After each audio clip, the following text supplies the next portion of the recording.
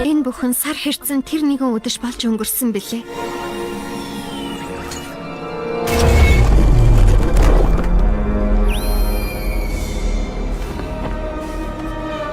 Мастер арга бараад байла. Тэрний хамгаалж байсан нууц аюулд ороход ойрхон байв. Багшаа биднийг уучлаарай. Би танаар кунфу заалгахаа боллоо. Заах зүйл маань дуусаагүй байгаа шүү дээ. Өвөг дээдсээс уламжилж ирсэн үнэт зүйлс хайчив. Эр зориг, үнэн шудраг байдал хайчив. Үл таних нэгэн эр Ву мастрыг сургуулаа худалдахаас өөр аргагүй байдалд оруулж хүчилж байв.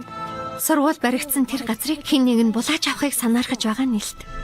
Хүмүүсийн хомхоо шунаг сэтгэл бүгдийг сүйтгэж байв. Ву мастрын хувьд сургууль ам амьдрал нь сурагчид хүүхдүүдээс нь өөрцгөө байсан юм. Өөрийн гэсэн гэр бүлгүй төвөнд сурч мэдсэн бүхний нөвлөж үлдэх өндөр хариуцлага өрөөд явах хинч байсангүй.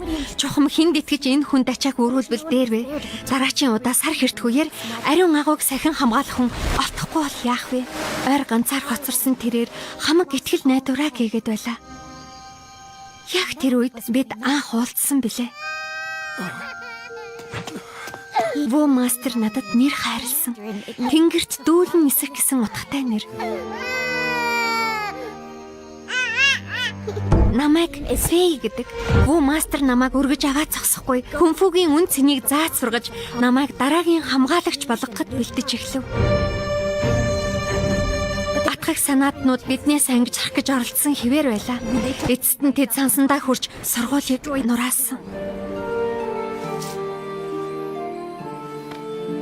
Тэгээд болоогүй. Бугуйчийг маань хүртэл булаасан.